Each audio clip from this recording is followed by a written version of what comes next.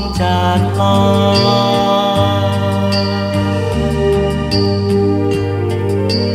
เห็นหมู่นาวาล่องลอยคือคลื่นฟองพัดลอยตามภาษา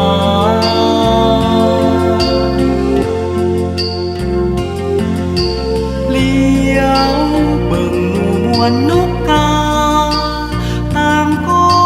พากันบินเที่ยวบินไปแสนไกลสาวจากเวียงวังโสมงามอย่างเป็นแพโลตามแคมหาดทรายเสียงโห่น้องก้องดังเปรียบกับหินเมื่อฟังพาลับไหล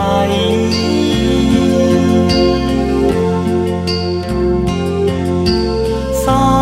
วเจ้าคงบ่ล้ำไหล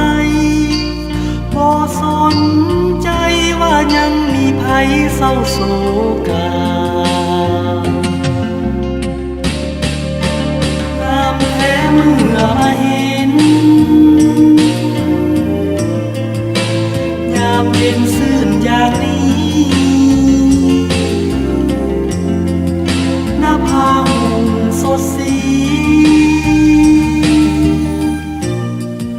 นาทีหลังน้ำตาฮักคาหันนาแส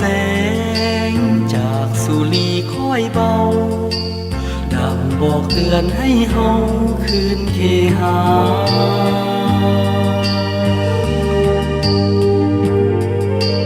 คิดบ่อยากลาน้ำคออยากนั่งสมคืนฟองหมู่มัดสา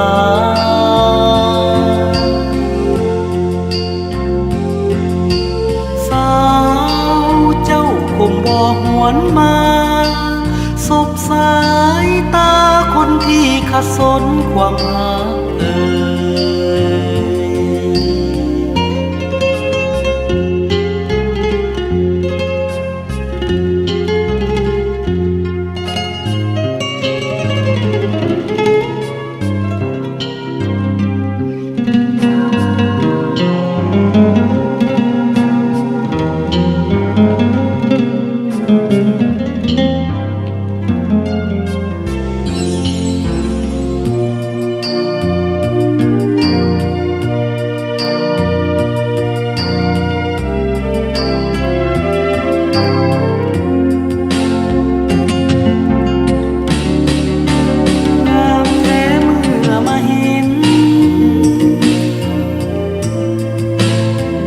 เย็นซื่นอย่างนี้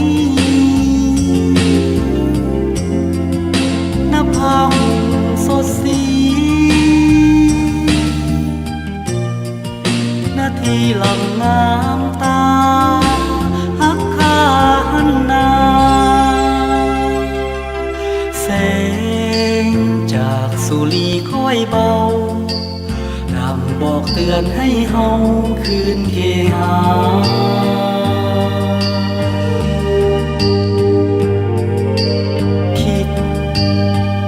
อยากลาน้ำคอ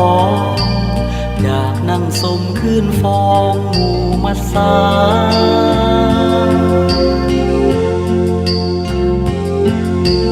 สาวเจ้าคงบ่หวนมาสบสายตาคนที่ขัดสนความหา